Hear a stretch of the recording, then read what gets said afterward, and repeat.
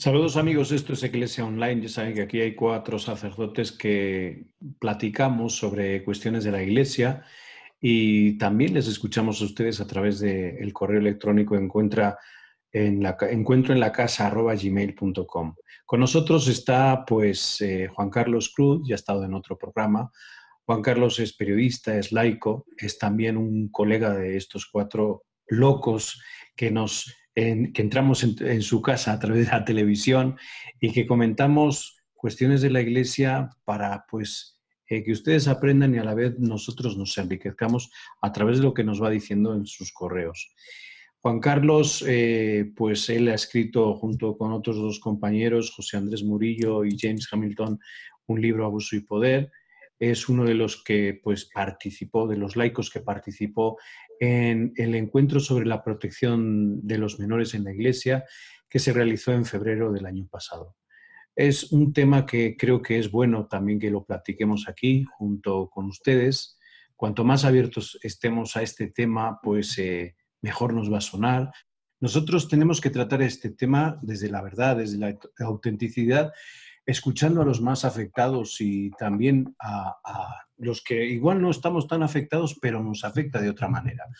Juan Carlos, lo primero que quisiera preguntarte, ¿cómo te sentiste tú en esa cumbre? ¿Te sentiste escuchado con todos los presidentes de las conferencias episcopales del mundo? ¿Viste que sí había un tono de atención, de escucha y de creencia? Mira, primero me sentí tremendamente honrado que el Papa y los organizadores me pidieran, porque lo que hicimos nosotros fue un video grabado. Ya cada sobreviviente mandó un video grabado y suponía que iba a ser anónimo, pero obviamente los periodistas inmediatamente, ese es Juan Carlos Cruz de Chile o qué sé yo, vive en Estados Unidos. Sabían, y está bien, a mí me da lo mismo, pero a otra gente quizás no quieren tanto. Mira, fue una experiencia bastante increíble. El día anterior a la cumbre me pidió el arzobispo Scicluna y el cardenal Supich y Hans Zollner que organizara como a 15 sobrevivientes de todo el mundo para conversar con ellos un poco, para llevar su visión también a la cumbre, digamos, independiente de los que habíamos dado nuestro video testimonio en la cumbre.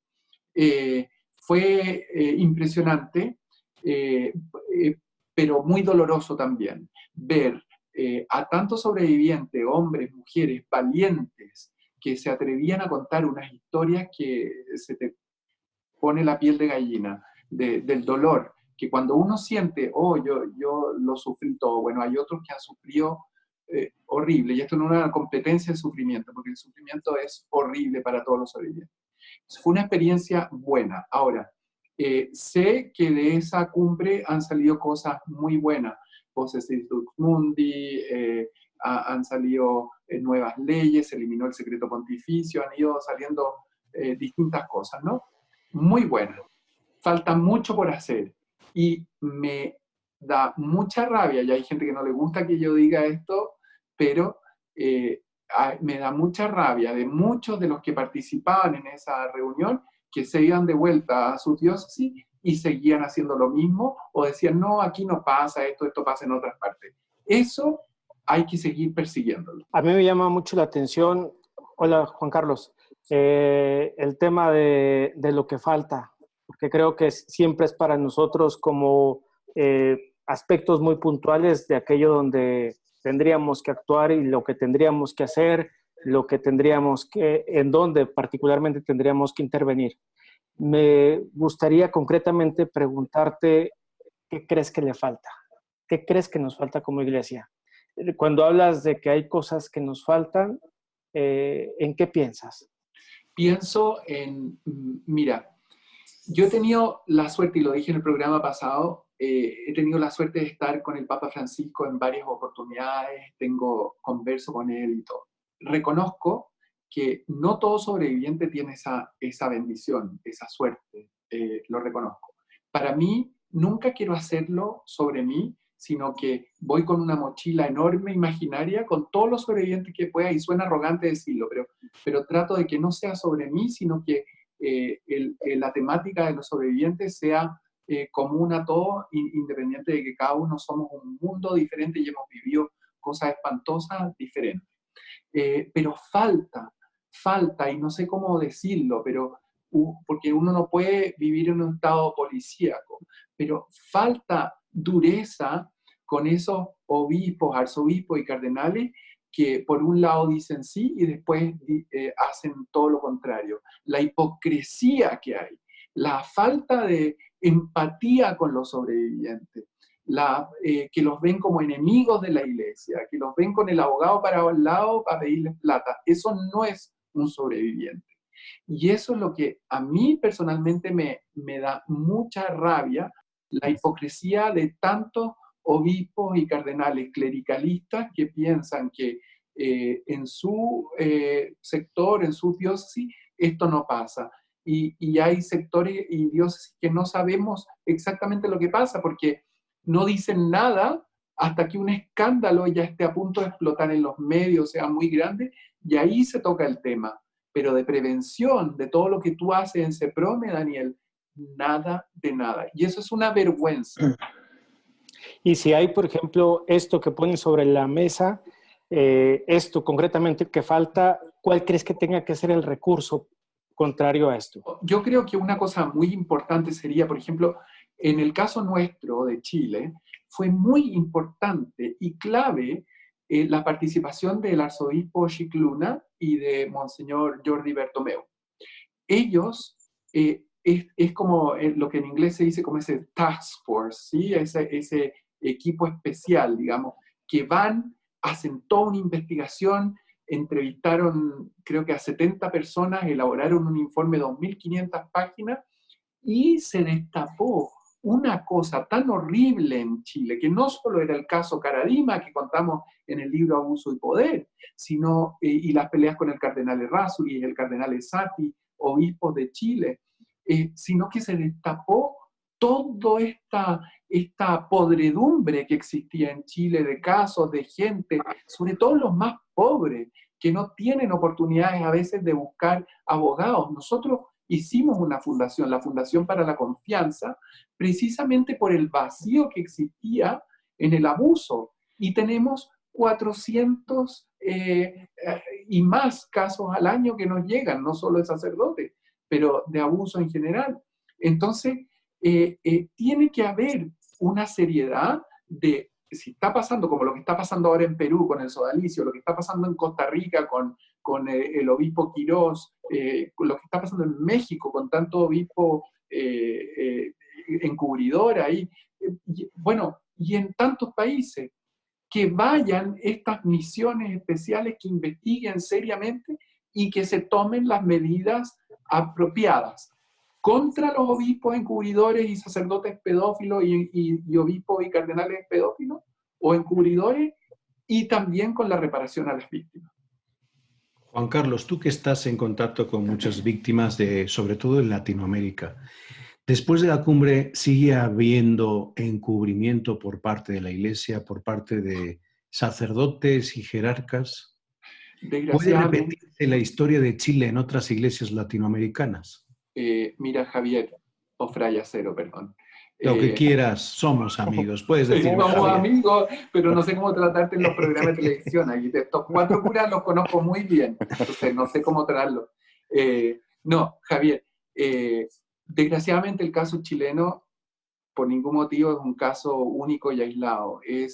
Desgraciadamente es la norma. O sea, yo sé en México obispos que encubren y que hacen barbaridades, congregaciones, los legionarios, todos sabemos que ese problema no se ha solucionado para nada. En el Perú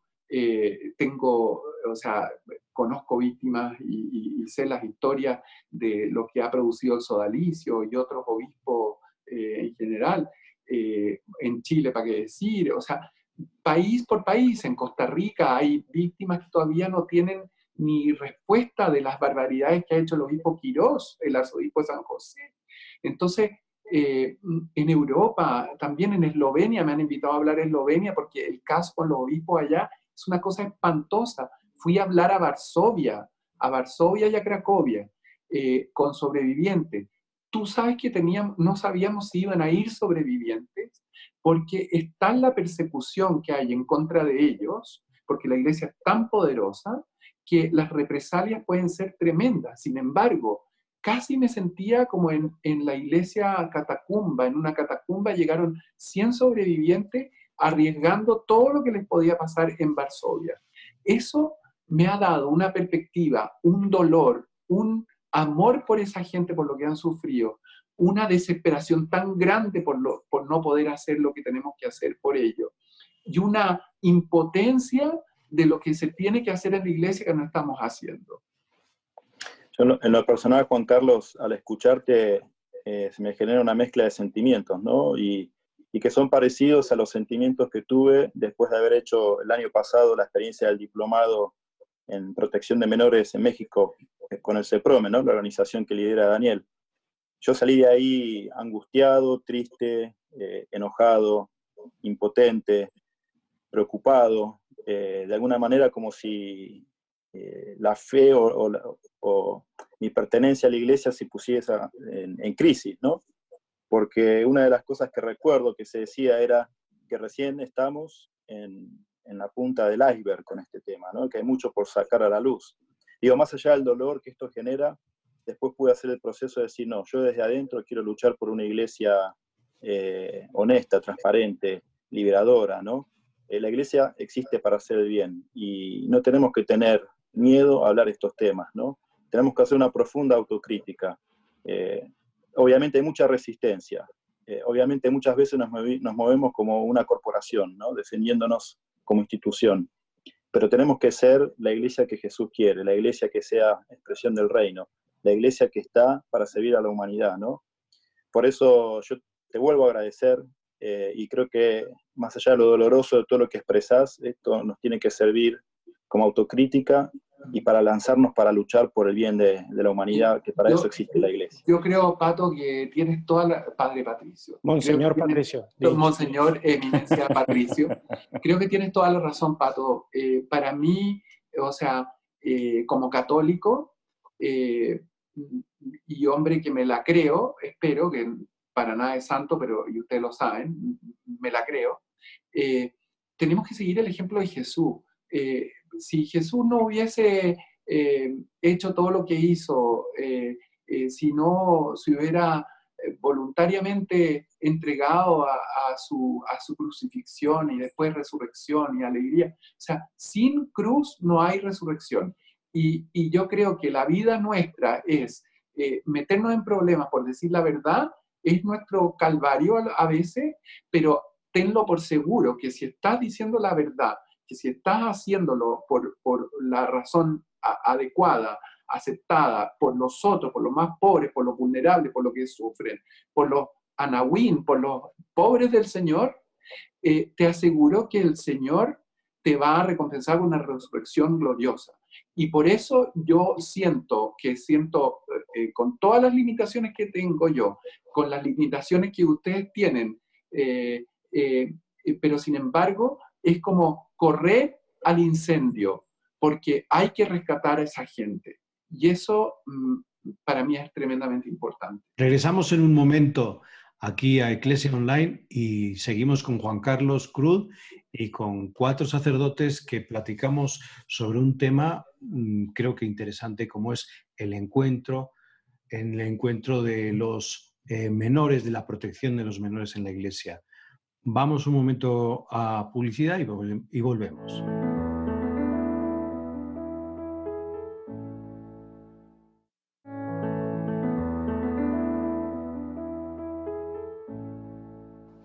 Esto es Iglesia Online. Seguimos aquí con ustedes, 4 sacerdotes, un laico, hablando sobre temas de la Iglesia. Fray Javier Monroy, Padre Javier Monroy, tienes tú la palabra. Adelante. Gracias.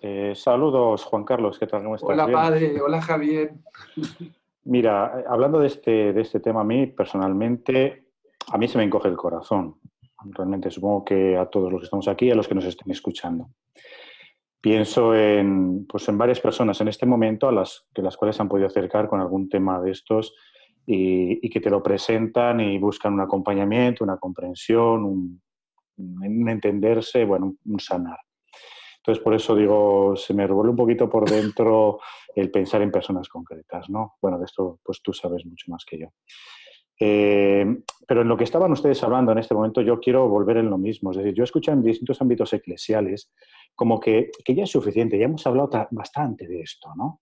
Como que ya está bien, ya este Papa ya le ha dado bastante vuelo a este tema, etcétera, ¿no? Pues ya lo hemos solucionado, ¿no? O sea, esta tendencia a querer callar este tema, porque nos duele a todos mucho, ¿no? Lógicamente. A los que no nos ha tocado tan de cerca nos puede doler de otra manera, porque nos duele la Iglesia, porque nos duelen las personas que sufren, ¿no? Pero esta tendencia yo la veo fuerte en algunos ámbitos, querer que esto se acabe y punto, ¿no? Yo creo que si esta tendencia, esta fuerza, esta inercia a querer resistirse, a entrar a lo profundo que trae todo esto para la Iglesia, sería una gran equivocación. Pero bueno, eso es como una reflexión que yo quiero compartir. Pero a mí me gustaría, Juan Carlos, que nos presentaras el libro. No sé si me adelanto al director, pero a mí me gustaría saber de tu libro, ¿no? El de Abuso y Poder.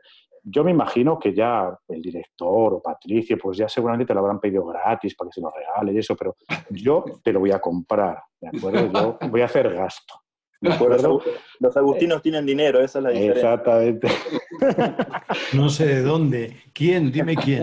Entonces, yo quiero preguntarte, yo cuando lo compre, ¿qué me voy a encontrar? ¿Qué nos ofreces, ¿no? Con este libro? Mira, ¿Qué vamos a recibir? Mira, en otro programa que hablamos del libro, y gracias Javier, y termino una cosa sobre tu reflexión. Es muy doloroso lo que dices y es muy doloroso ser parte, porque aunque tú no hayas participado en nada, obviamente, pero te meten en el mismo saco, te insultan de la misma forma, caes en desgracia, digamos, por los pecados de otros, pagan justos por pecadores. Pero yo te animo a ser valiente y a ser como tú eres, Javier, y salir adelante, porque yo sé que tú te has juntado con sobrevivientes, yo cuento contigo, y yo le recomendaría a cualquiera que fuera a hablar contigo para tener ánimo y para salir adelante y para encontrar a alguien que les crea, igual que a los tres otros también. Así que gracias por lo que tú dijiste, pero también siéntete que hay mucha gente que cuenta contigo, así que no te desanimes, porque toda esta gente que dice, ya hemos hablado mucho, ya basta, son cardenales, son obispos, y cuando el río suena es porque piedras trae, ¿sabes? Entonces es importante que gente como ustedes sigan dando esa pelea, y nosotros sabemos, como sobreviviente y como laico y como los curas con los que podemos contar, y ustedes son de esos. Y respecto a mi libro, de nuestro libro, es eso, es como tres personas comunes y corrientes que tenían todas las de perder por anunciar, por contar lo que les había pasado, saltaron unos escollos de años, siglos de opresión y de querer controlar la información, y de querer controlar, evitar el escándalo, y de querer seguir cometiendo escándalo y cometiendo crímenes impunes. Y sin embargo, tres personas que yo me moría de miedo el día que tuve que contar esto públicamente. Me moría de miedo. De hecho, mi primer libro, El fin de la inocencia, donde cuento mi historia, es mi historia, cuento cosas que me las guardé por décadas. Y sin embargo, de repente se me acerca alguien y me dice, oye, cuando leí tu libro, lo que pasó con tu papá, o lo que te hizo ese cura y lo que te dijo eso, yo digo, ¿cómo esta persona sabe? Si, de veras que escribí un libro y ya es reconocido. ¿Te fijas? Porque son recuerdos que uno le quedan adentro. No quisimos, en nosotros tres, contar y enfocarnos en el abuso, que es horrible y todo, pero como decía, he dicho otras veces, a las víctimas no solo les duele el abuso y produce unas cicatrices y unas heridas espantosas que cuesta cicatrizar, pero después cuando uno dice, y en mi caso, por ejemplo, cuando yo dije, ay no, pero sí, yo le decía, Jimmy, José, vamos a la iglesia, el cardenal nos va a ayudar, si esto es muy grave lo que está pasando, nos va a ayudar. Y lo único que hicieron fue destrozar nuestras vidas. A Jimmy lo echaron es uno de los mejores médicos en Chile. Lo echaron del hospital donde trabajaba porque Caradima se metió y todo, como era amigo del dictador y de los poderosos, de todos los grupos de poder y todo, lo echaron del trabajo. Yo me tuve que ir de Chile, me vine a vivir aquí a Estados Unidos. ¿Por qué? Porque como periodista dije, jamás en mi vida voy a encontrar trabajo porque todas las cosas de periodismo, las cadenas y los medios son controlados por los amigos de Caradima, el cura que nos abusó, y por el cardenal Errázuri y todos sus secuaces y obispos delincuentes. Entonces, eso es lo que te vas a encontrar en este libro, un libro de 3 personas que desafiando, a mí no sé si me gusta tanto decir David contra Goliat, pero un poco esa es la imagen, de 3 que eran nada, se tiraron contra el poder más grande que había en Chile y mundial, y yo personalmente poder a través del New York Times y de mis conocimientos en los medios y en comunicaciones, llegar hasta que se publicaran editoriales en los diarios más grandes del mundo sobre lo que nos estaba pasando y visibilizar el horror del abuso. Y ahí contamos todo. En este libro contamos, por ejemplo, te vas a encontrar con emails que nos mandábamos entre nosotros de cómo, qué hacemos, qué sé yo, algún día podemos hacer otro programa y leemos pedazos, yo sé que con algunos lo he hecho, y te vas a encontrar con todo eso y con la oposición que había contra las cosas más espantosas que nos pasaron. Así que de verdad que yo creo que es un libro que tiene mucho dolor, pero que tiene más esperanza. Juan Carlos, si me permitís, yo pensaba, te estoy escuchando, ¿no? Y obviamente es una historia de mucho dolor, mucho sufrimiento lo que has vivido. Sé que por manos de clérigos, bueno, has sufrido, pero también sé que por presencias de otros clérigos se ha generado un proceso de sanación en tu vida, ¿no? Y quería en ese sentido preguntarte, y aquello que puedas contar, ¿no? ¿Qué gracia de sanación sentís que has recibido y que seguís recibiendo por el vínculo que tenés con el Papa Francisco, ¿no? Pensaba esta paradoja, así como fuiste lastimado por clérigos con mucho poder en Chile, en este momento Dios te regala esta oportunidad de recibir sanación a través del Sumo Pontífice, ¿no? ¿Qué nos podrías contar de aquello que puedas contar, ¿no? De tus interacciones privadas con el Papa, ¿no? Creo que sería muy enriquecedor para todos. Mira, gracias, Pato. A mí, de verdad, yo no he publicado ni siquiera una foto mía con el Papa y hablo con él seguido y lo veo y qué sé yo.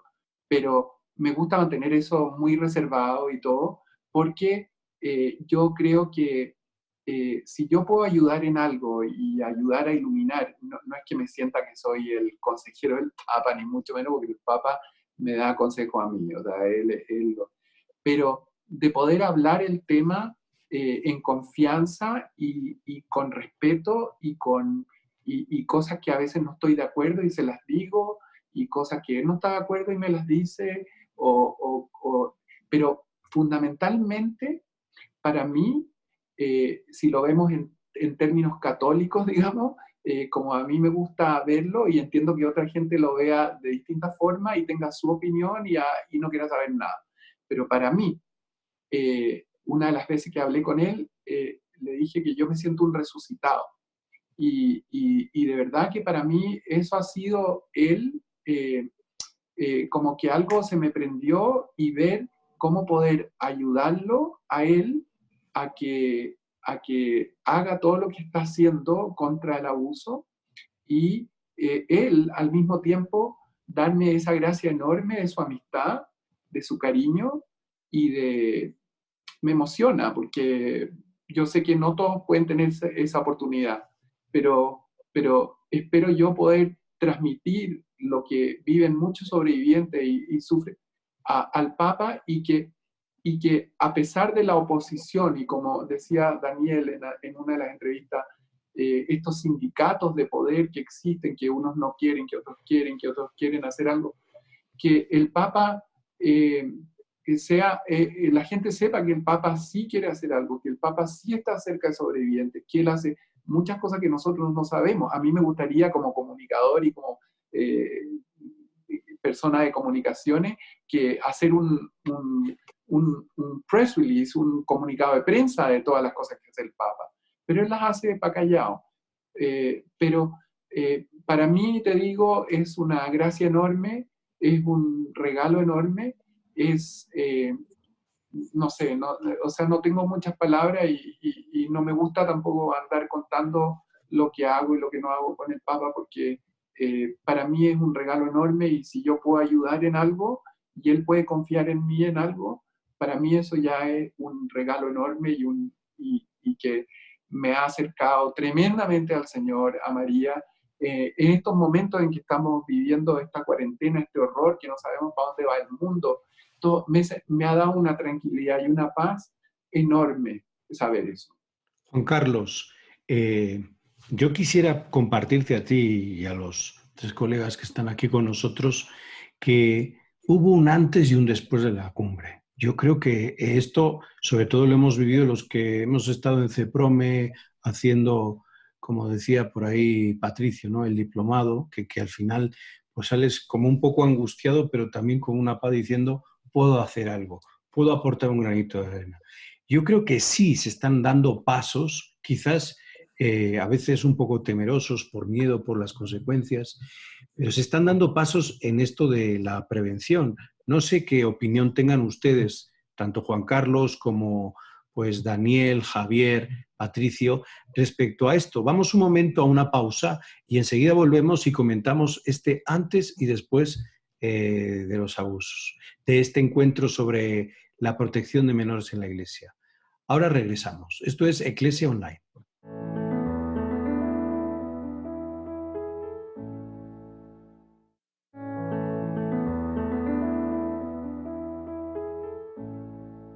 Esto es Eclesia Online. Regresamos, estamos de nuevo con ustedes. 5 personas, 4 de ellos sacerdotes, un laico, en donde queremos platicar con ustedes sobre temas de la Iglesia y estamos con este tema de la reforma y especialmente todo lo que viene en cuanto a la protección de menores en la Iglesia. Juan Carlos Cruz, Daniel, Javier, Patricio, un servidor, pues vamos comentando y decía antes del corte, ha habido un antes y un después. Hubo una cumbre en febrero, hubo un antes y un después. Hay iniciativas que se están haciendo, quizás muy aisladas, pero que conviene contar aquí en este programa, en Eclesia Online. Javier, adelante, ¿qué quieres decir? Hombre, iniciativas, todo esto está viendo, yo creo que por muchas partes, ¿no? Seguramente no todas las que quisiéramos, pero las está viendo. En el ámbito que yo puedo hablar es el de la formación. Estamos intentando que todo lo que el tema de reestructurar, repensar la formación para las vocaciones de especial consagración, podamos implementar realmente cambios significativos de aquellos que van a ser los futuros sacerdotes, religiosos, religiosas, ¿no? Entonces, en este ámbito se están realizando muchos, pues no sé, formación de los formadores, de aquellos que van a acompañar. Ahí, pues, Daniel vino a darnos a un encuentro de todos los agustinos recoletos, de los formadores agustinos recoletos, la formación de este tema, ¿no? Y creo que en el ámbito de la formación, el mismo CEPROME, a lo mejor luego Daniel nos puede hablar de ello, se va a dar una formación al respecto a los formadores de seminarios y de casas de formación. Entonces, ¿están haciendo cosas? Sí. No sé si son todavía suficientes, seguramente no, pero ahí vamos, encaminados en formarnos bien y en renovar todo aquello que nos está iluminando este tema, porque está yendo a aspectos de raíz que tenemos que cambiar. Y en lo personal, si me permiten... Sí, Juan. No, cortito, que lo hablábamos un poquito antes. Para mí, yo creo que es tan valioso lo que está haciendo Daniel. Y hay otras, en Chile, por ejemplo, la Fundación para la Confianza, un centro Cuida, que se llama, que es sobre el estudio del abuso con la Universidad Católica, la Pontificia Universidad Católica de Chile. y lo que hace Daniel. Pero ¿sabes lo que me duele? Es que lo que debería ser la norma es la excepción. Y tenemos que trabajar para que replicar, y Daniel yo sé que lo está haciendo, replicando este modelo en el mundo entero, porque es impresionante cuando uno le toca la oportunidad de viajar y ver y conversar con otros sobrevivientes y ver a curas y obispos que son reacios a tener cosas como las que están haciendo Daniel, como lo que estamos haciendo en Chile, como lo que están haciendo los agustinos recoletos haciendo clases para sus formadores. O sea, es la excepción, pero tiene que ser la norma. En ese sentido, yo quería valorar y dar un pequeño testimonio cuando participamos de estos espacios de formación en México, la Universidad Pontificia de México, bajo CEPROME, que es esta organización que lidera Daniel. Una cosa que me llamó la atención es que la mayoría eran laicos. Y yo soy un convencido de que la reforma de la Iglesia no va a venir por la jerarquía, sino que va a venir por el pueblo de Dios, ¿no? por los laicos. Creo que este es el tiempo de los laicos de tomar la batuta, ¿no? y de generar los cambios desde las bases. Y lo quería decir como ejemplo porque lo que hemos recibido como formación, sé que se ha generado una red que se expandió por toda Latinoamérica. Y eso es lo que quería expresar para darle pie también a Daniel, ¿no? Que él también nos cuente un poco más cómo el laicado y a través de la formación recibida por CEPROME está generando un cambio en la Iglesia. Muchas gracias, Patricio. Actualmente los países de Latinoamérica efectivamente están optando más por dar este espacio para los laicos, particularmente por la capacidad que tienen ellos desde su dimensión, desde su vida, desde aquello a lo que se dedican, los abogados, los terapeutas, los psiquiatras, etcétera, que con pericia y con especialidad son capaces de colaborar en la prevención y llegar a tratar este tipo de temas, ¿no? Entonces eso creo que es para la Iglesia siempre una enseñanza.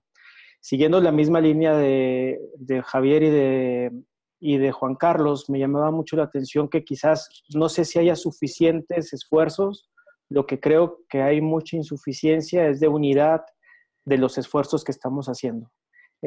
Particularmente una debilidad creo que actualmente en la Iglesia es que los esfuerzos que estamos haciendo en ocasiones tienden a ser débiles porque no somos capaces de generar sinergias, conexiones, vinculaciones en distintos ambientes. Creo que eso es algo que nos hace débiles y creo que esto que hablaba Cero entre el antes y el después, pienso que algo que el después de la reunión de los presidentes de las conferencias episcopales ha venido a subrayar o a poner al descubierto nuevamente con nosotros es que nuestros esfuerzos se sienten o se miran cada vez menos cuando tenemos poca capacidad de sumar esfuerzos con instituciones, con personas, con vinculaciones, con el pueblo de Dios. Ya lo señalaba y lo subrayaba Patricio, ¿no? Que es una población siempre bien dispuesta para colaborar con esto y con Latinoamérica también. Actualmente creo que ha sido labor de muchas personas estar como tejiendo las redes en Latinoamérica con la finalidad de sumar esfuerzos y que esto sea para nosotros, aparentemente la situación del abuso es como una lucha con un monstruo que aparenta mostrarnos siempre mayor fuerza y nos evidencia siempre nuestra debilidad, pero creo que con la sumatoria de esfuerzos va haciendo que enfrentarlo sea cada vez más suficiente a nuestra fuerza, a nuestra capacidad también. Creo que una clave en este momento es la unidad. O sea, la situación en la Iglesia hoy nos ha puesto al descubierto que los abusos adquieren mayor territorio y ha habido mayor fuerza en los mismos cuando la Iglesia se encuentra más desvinculada, cuando se encuentra más sectorizada, cuando las ideologías han tomado tantos partidos que actualmente llegar a tomar una decisión sobre el tema de la prevención resulta tan ideológico porque las mismas ideologías se encuentran como separadas o se encuentran divididas. Los sectores de poder, los sectores de la jerarquía y todo este tipo de situaciones que afectan cada vez más una realidad así. Juan Carlos. Tú has visto un antes y un después. Tú lo Sí. has vivido, lo estás viviendo. Después antes y un después de la cumbre. Sí, pero no un antes y un después que yo te pueda decir, antes era así y hoy es asá, uy, qué bueno, apretamos un switch y cambió todo. Desgraciadamente no. Lo que decía antes, o sea, veo cosas buenas porque no puedo ser ciego a lo que acaba de contar Daniel, a lo que ha vivido Pato, a lo que ha vivido, lo que está haciendo Javier en la formación de los Recoletos, lo que haces tú, Javier también, y mucha gente, mucha gente. Pero desgraciadamente no es una cosa uniforme, no es una cosa que todos digamos, por supuesto, esto es prioridad uno, esto hay que, para recuperar la confianza, tenemos que hacer esto, esto es fundamental.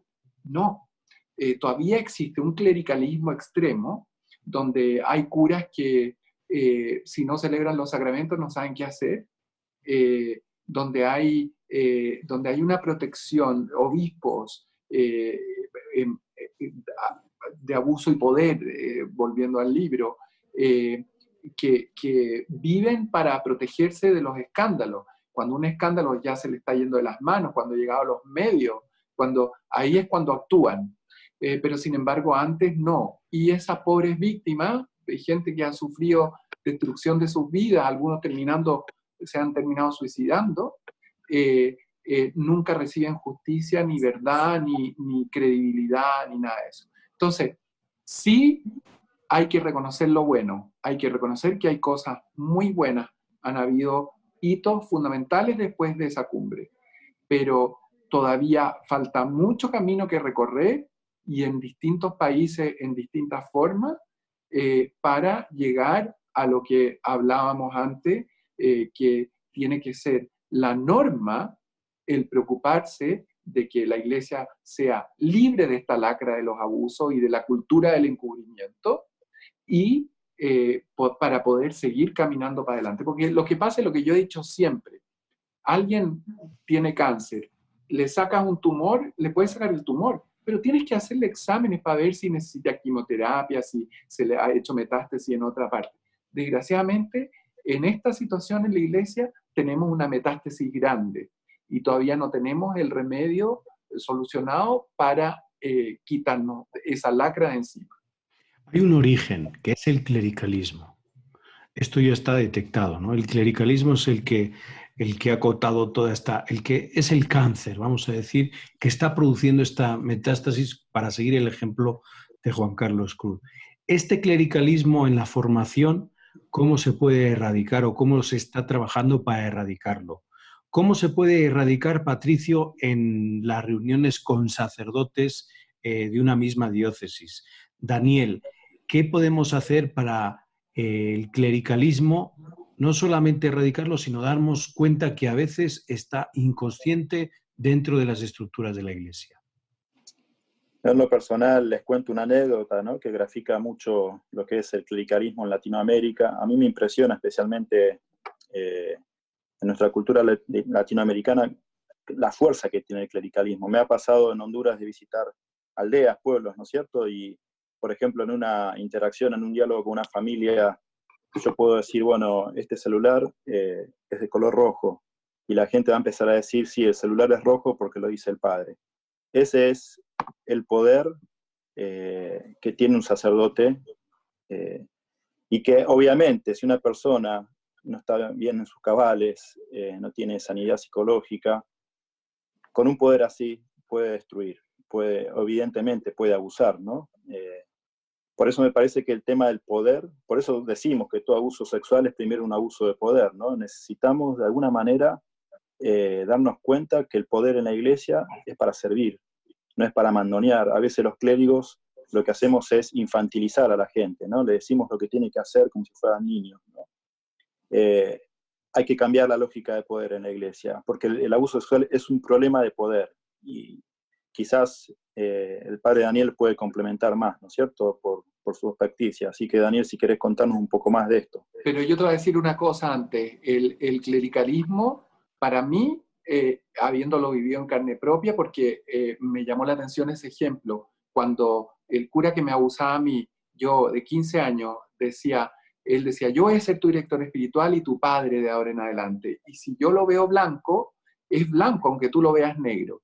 Para mí el clericalismo es una forma de abuso. Eso, Dani, perdón. Sí, Claro. no, pensaba incluso que un amigo que tenemos en común, justamente, y con conocimiento de causa, nos ha señalado que los abusos concretamente latinoamericanos tienen esta dosis de clericalismo más alto. Y por situaciones concretas como las que Patricio ya ha mencionado, situaciones dentro de la formación como las que Juan Carlos ha evidenciado, que entre nosotros manejamos en América Latina niveles de clericalismo aún todavía más altos. Esto genera que la sintomatología continuamente dentro de las situaciones abusivas a nivel genital o sexual se vean siempre como antecedidas por un síntoma como necesario, un síntoma que no puede faltar, que es el clericalismo. Y efectivamente, o sea, pienso que entre nosotros podemos ir viendo, creo que lo que nos ha hecho, no sé, nos ha puesto a trabajar demasiado dentro de la iglesia, es darnos cuenta como la gama que no resulta siempre tan concreta, porque los abusos es una realidad concreta, personal en la historia de cada agresor y de cada víctima. Es decir, no se puede tener un manual de sintomatología puntual y clara sobre cada historia, sobre el general de las mismas, porque en realidad no resulta tan fácil hacerlo de esa manera. Y creo que esto abre la necesidad de ir viendo lo que en distintos países se va haciendo. En relación a la formación que decías, Javier, pues es mucho lo que yo creo podemos hacer y no sé, lo estamos intentando, al menos en lo que a mí me corresponde en nuestra orden religiosa. Yo simplemente os voy a contar una pequeña anécdota, ¿no? En el seminario donde estaba yo, en el postulantado allá en México, pusimos una vidriera en la entrada de la iglesia con la frase, una imagen de San Agustín, y la frase de San Agustín: con ustedes soy cristiano, para ustedes su pastor, ¿no? Diciendo, soy exactamente igual que ustedes en el bautismo, pero tengo que hacer este ejercicio, ¿no? Entender el sacerdote como el que sirve de manera existencial, vital, es aquello a lo que tenemos que llevar a los que se forman para esto, ¿no? Esto no es nada fácil, necesitamos mucho de la psicología y de todos esos dinamismos humanos que nos llevan después a cualquier dinamismo de abuso y de poder, ¿no? Precisamente porque el ambiente nos lo da. Y ese es el gran problema, ¿no? que tenemos. O sea, hay una cuestión ambiental que hasta motivacionalmente en las vocaciones que vienen a los seminarios y las casas de formación hay que purificarlo mucho, porque el rol que se le da al sacerdote es tan alto. O sea, primero está Dios, pero casi de milagro, si no está primero el sacerdote a veces. Y hay que tener un cuidado tremendo, ¿no? Formar para una auténtica vocación de servicio, ese es el gran reto, que estamos en ello, y yo creo que lo mejor es formar a los formadores para que sean muy claros en todo esto y acompañen muy bien. Y para esto hace falta una profunda vida espiritual y una buena formación humana y psicológica también, ¿no? ¿Sabes, Javier? Javier. Pues nos tenemos que ir. Yo sé que hay muchos temas, pero el tiempo no nos da. Pato no para de hablar. No para de hablar. Yo agradezco a Juan Carlos Cruz su tiempo desde Filadelfia. Gracias, Daniel. Gracias, Javier, desde Roma. Patricio, desde Estados Unidos.